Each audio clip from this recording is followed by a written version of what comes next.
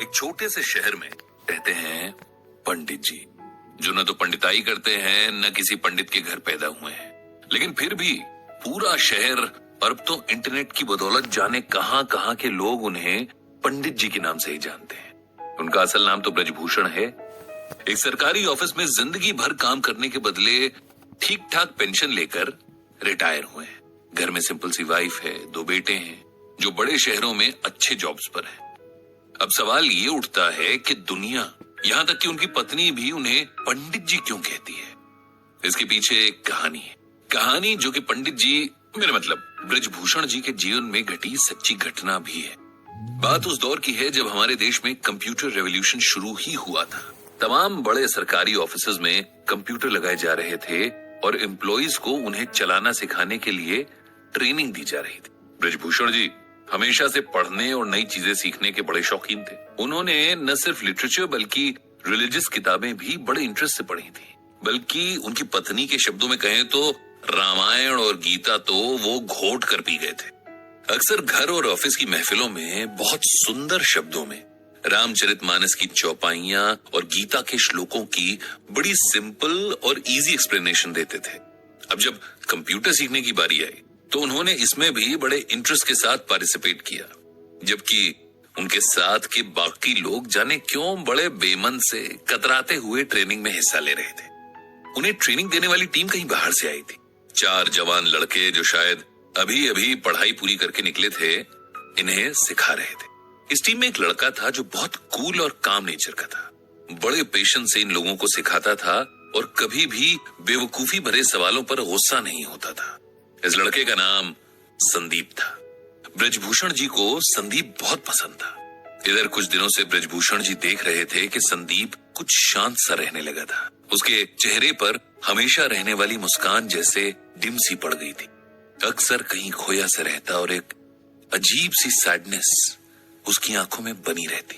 अब ब्रजभूषण जी एक्सपीरियंस आदमी थे, जानते थे कि अगर इस एज में डिप्रेशन ने पकड़ लिया तो जिंदगी खराब कर देगा। इसीलिए उन्होंने संदीप से बात करने की सोची और एक दिन उसे डिनर पर घर बुलाया। संदीप आया और खाना खाने के बाद पंडित जी उसे साथ लेकर वॉक पर निकल गए। फिर बातों बातों में उसकी परेशानी का कारण पूछा, जिसे पहले तो वो टालता रहा, लेकिन फिर उसने अपनी परेशानी का रीजन बता ही दिया।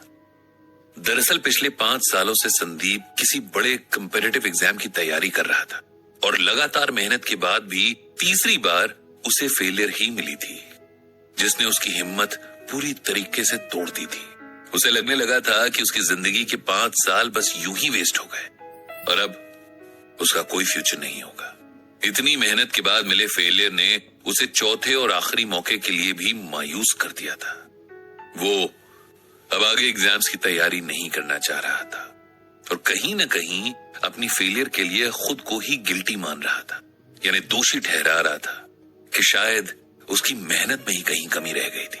ये सब सुनकर ब्रजभूषण जी ने तुरंत संदीप को श्रीमद् भागवत गीता का ये श्लोक सुनाया।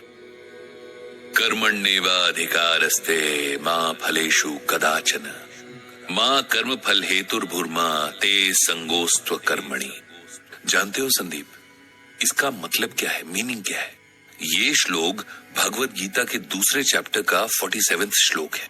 जब अर्जुन रणभूमि पर अपने सगे संबंधी, अपने गुरु, भाई और दोस्तों को देखकर युद्ध छोड़ देना चाहते हैं, तब भगवान उसे गीता का उपदेश देते हैं।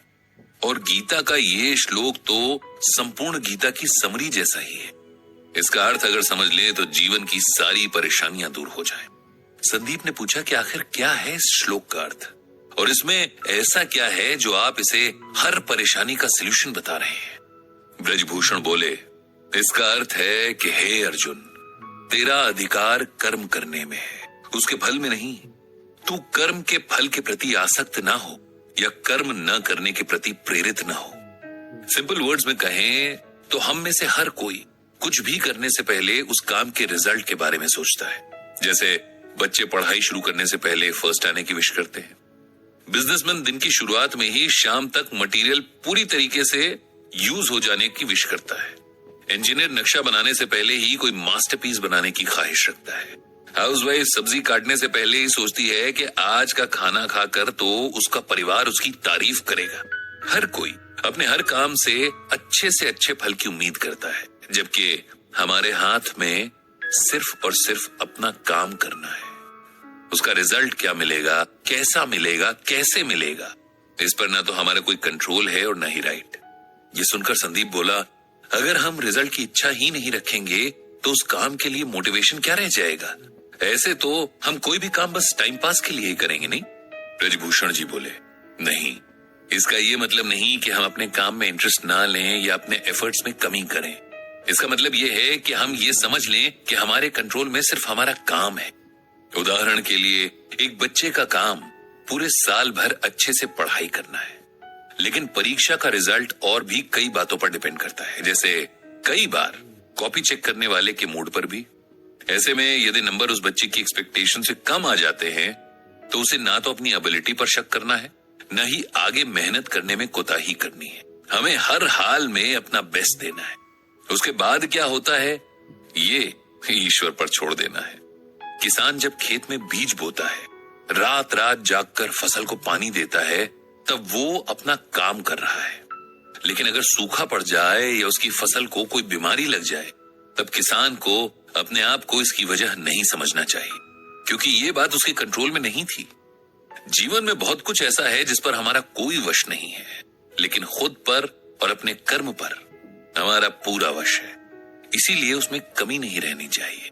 जब हम इस बात को समझ लेंगे तो जीवन की छोटी बड़ी बातों में हौसला नहीं हारेंगे, खुद पर विश्वास रखेंगे और हमेशा अपना सर्वश्रेष्ठ देने के लिए तैयार रहेंगे।